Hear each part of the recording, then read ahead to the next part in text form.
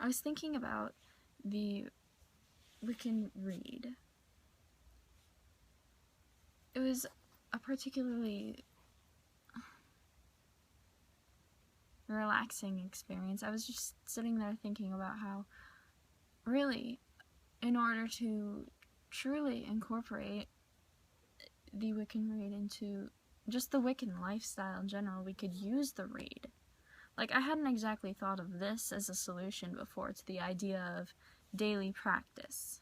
Because, in general, I do have a daily practice, and I like to think of ways to make everything in my life extremely spiritual. But the Wiccan read provides a more basic way to make sure that it's possible, and I never even thought of using it.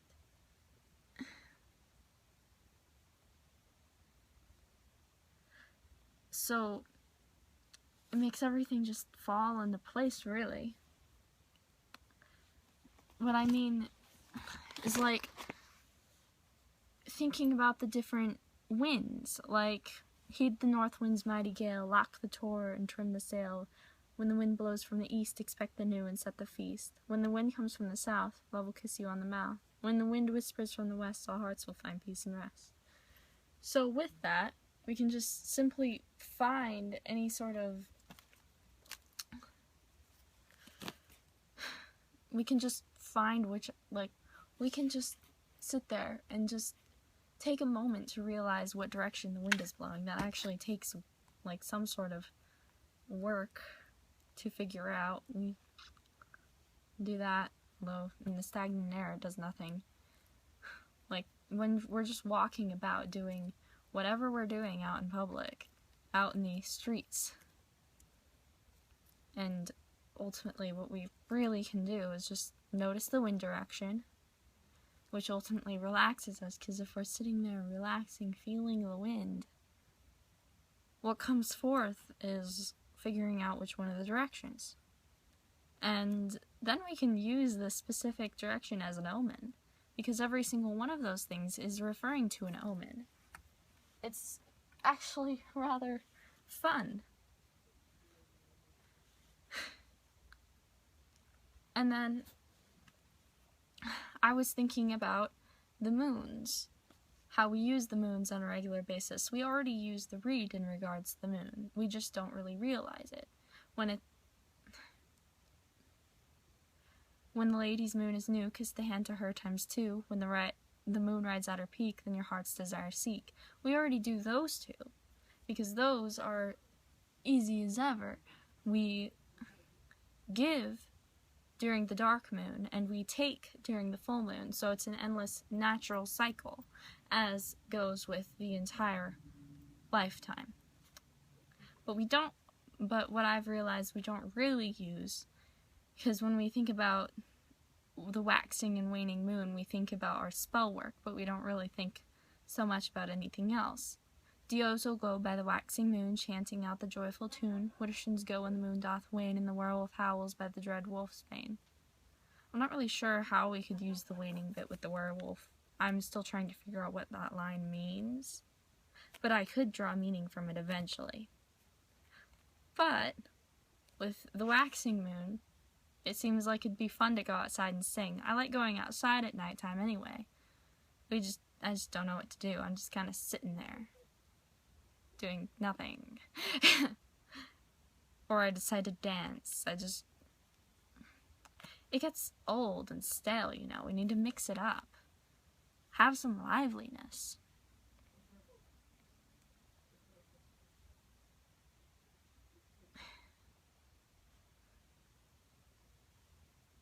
And then I thought about spell work even more. If we wanted to do spell work with the 9 woods, that would actually be somewhat interesting. But I don't think I'd ever find a way to get my hands on those woods. We can just use these random ideas that are just thrown into the read of basic ideas as to how you can do a daily practice. We can do all of these different things, but we just don't, because it's just... So, I was just thinking about that all. And then there's a lot of worded advice towards the end of this. Where the rippling waters go, cast a stone, the truth you'll know. So with that, if we happen to want to know something, go there, meditate,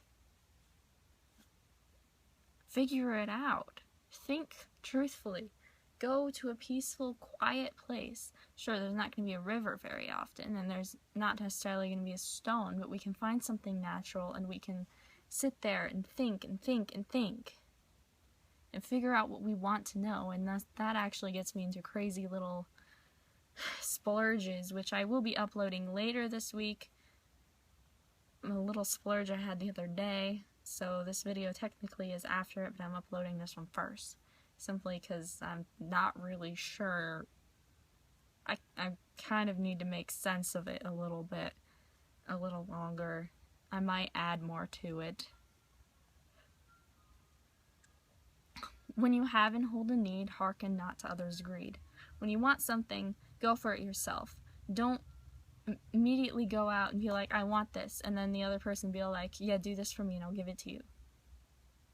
Because that's not necessarily going to make you happy. They could do that endlessly and never give it to you. It's just, other people are fucking greedy.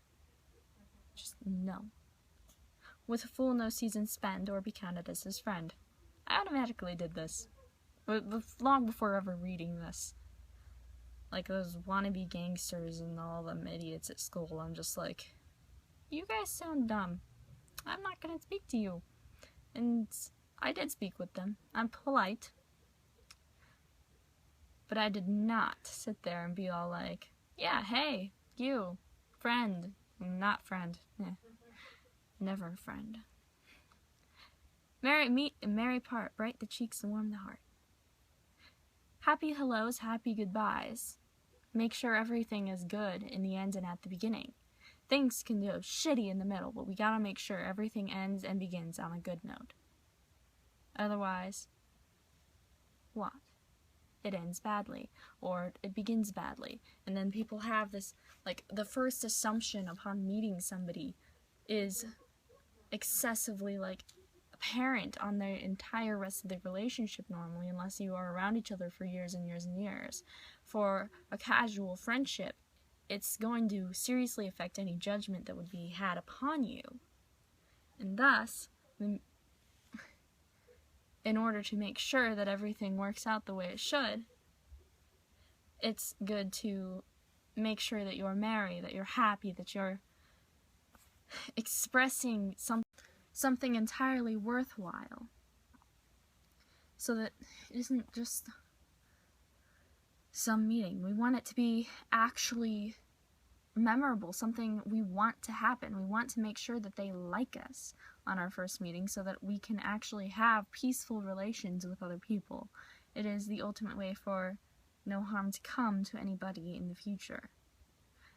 And then, merry part, every single time you leave, you shouldn't leave it in some bad stigma so they don't prank you or something dumb in the future. So I feel like that's a wonderful piece of advice. Mind the threefold law, you should be 3 times bad and 3 times good. When misfortune is in now, wear the star upon your brow. So, when you're thinking, when you're walking around doing your everyday thing, thinking about your actions in the process of everything is a very hard thing that I will never probably do. I will probably never do that. It's just a smart idea. I would never do that. Well, sometimes I do, but most of the time I don't, and when I do, it's simply because I know that it's something complicated and it's not really worth jumping all over. I like stepping in through intuition. It's, and letting the threefold laws happen based off of my actions. Ultimately, I almost always have great intentions, so I'm quite a lucky person. When misfortune is in now, wear the star upon your brow. Now that one initially I'm like, why would I draw a star on my head? That's not what it means. It's symbolic, like poetry is. We can just sit there when bad things are happening. We can sit there and think intuitively, what is going on? What can we do to fix this? What's your first instinct? What can we... That is the ultimate truth. We can use this. We can use all these different ideas, this slew of advice, all the time. Be true in love, this you must do, unless your love is false to you. If your love is false to you, then it's obviously not true and it should end. If you're in love, then you just continue on your merry way, being in love. No cheating, no nothing. Stupid. Don't be fucking stupid in a relationship. All of this advice is just normal life advice. It talks about living your life in a productive way. And while it's not all possible, it's extremely productive. And then I was also thinking about other different things from the religion and various other creeds and whatnot. We can just do what these things are asking us to do. I took something from the creed the other day, the Wiccan Creed, which is a whole other thing here. Let me see, where's the line?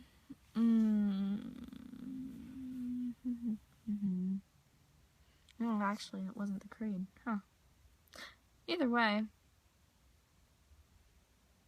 Well, that's actually somewhat disappointing that I've messed up on that one. I thought it was the creed. Initially, I thought it was the reed, and then I thought it was the creed, and I'm like, huh. Either way, forget that little mistake. We all make mistakes. That's fun. But the creed is useful, too. We could sit there and think about the ways that God's work within our lives, the way that we are moving through all of this. So drink the good wine to the old gods, and dance and make love in their praise, till all things fair land shall receive us in peace at the end of our days. Live a happy life. That is the essence of that whole sentence right there. They have little tidbits of advice everywhere in these things. The Celtic Commandments, the Optimist's Creed. The Optimist Creed is a little bloated, in my opinion. Like, they have advice all over the place. Like, we just have to look for it. We just have to see it somewhere. It's probably the Charge of the Goddess where I was thinking about all of this. Sing, feast, dance, make music and love all in my presence, for mine is the ecstasy of the spirit, and mine also is joy on earth. For my law is love unto all beings. Like, this entire Charge of the Goddess is all based upon love and happiness and joy and showing everybody that you are a compassionate and strong person. Somebody who can be strongly compassionate and kind and loving to one another, which I personally think I am able to do. Let my worship be in the heart that rejoices, for behold, all acts of love and pleasure are my rituals. That is the line I was thinking of. That's in the Charge of the Goddess. Funny thing that I messed up on that. Oh well, I read a lot of these documents. Getting them confused though wasn't really too big of a deal. Let my worship be in the heart that rejoices, for behold, all acts of love and pleasure are my rituals. This was what I was thinking of when I started thinking about this entire thing.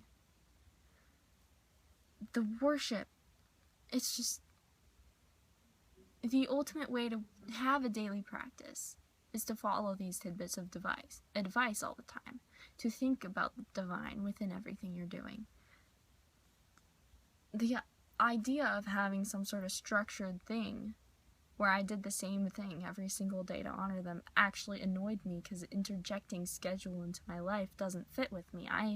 In general, I'm a very spontaneous person. I like chaotic things that are all over the place. It makes me happy that way. Which, if I'm trying to be structured with the daily practice, like I try to be sometimes, I get unhappy after a time trying to do this. I mean, it feels happy the first few times, but really, I should just do that when I feel like doing it, not when I'm just sitting there setting aside time of my day. I'm like, if it doesn't feel right at that time of day, why would I do it? That ultimately, structure is not my thing. So it makes me unhappy, and thus it isn't in the heart that rejoices that her worship is. It is in a heart that is just trying. And as great as that is, it's not fitting. So I was thinking, just all acts of love and pleasure are her rituals. Acting kindly and compassionately to others, being a loving person, that is, and doing things that I love, that I feel so strong and exactly like the Charge of the Goddess makes me feel when I'm reading it, when I am off doing things that make me happy. And that's because that is her message in this charge that's free for everyone to look at on the internet. I'm just sitting there just like, this is a good way to live life. It is a good way to live life, to do things that you are happy doing, and I do feel connected and stronger than anything when I am with the divine. It's just, I guess what I'm trying to say here is doing things I love, doing things intuitively, and using these tidbits of advice when needed, and taking moments to really think about what are the most ultimate ways to connect every single day. Trying to incorporate